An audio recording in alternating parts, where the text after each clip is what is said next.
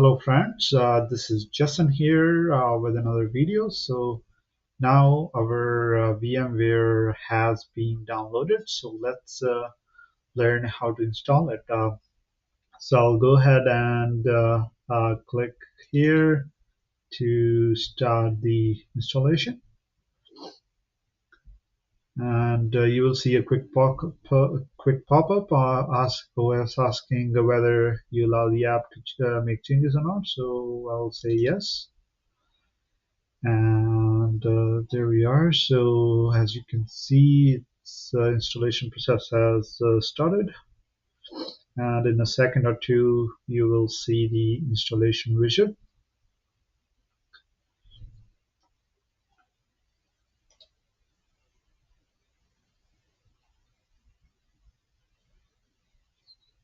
So depending on your PC, it might take a longer or less time. So now we see the setup wizard, but it will take a second before the next button pops up, or so there we are. So our setup widget is now ready, and we can click next.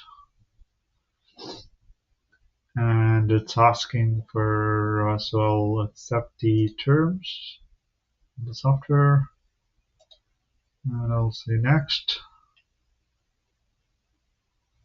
Currently, my PC is running too much apps, so it's kind of a little slow. So in this step here, it's asking us whether we want to install the Windows hypervisor platform. Basically, it's asking because Windows come with pre-installed Hyper-V, which is an hypervisor from Microsoft. So because it has Hyper-V, it conflicts with the VMware. So which is why it's asking either to turn off the Hyper-V guard, or to install the Windows hypervisor platform, so that VMware can perform to its fullest. So I would do is I would install the Windows hypervisor platform.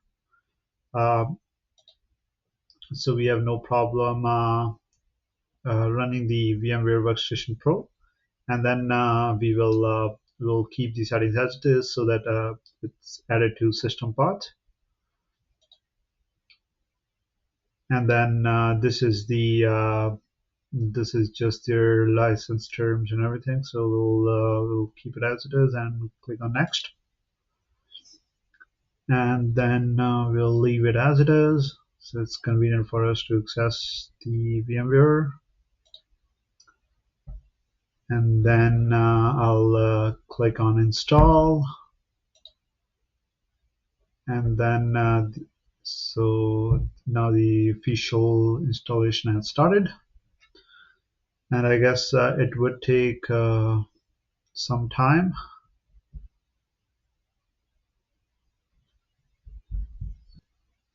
So I'll just pause the video here so that it's not very long, and I'll resume once this installation process just finish. All right, so here now the installation is finished, so I'll click finished.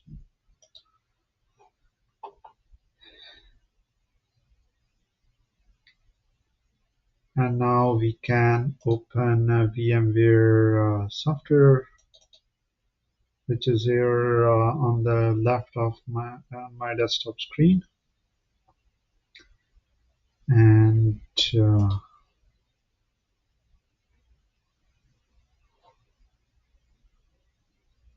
so this is here our VMware Workstation, ready for us to create a virtual machine, or open a virtual machine, or to connect to any remote server.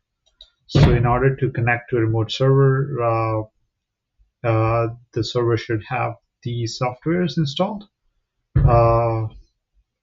But yeah, but for creating, I think there isn't any limitation or any requirement. So in the next video, we will start with creating a virtual machine, which will be Ubuntu server. Thank you for watching. If you found this helpful, give this a thumbs up, or if you have any questions, drop it in the comments. And see you all in the next one.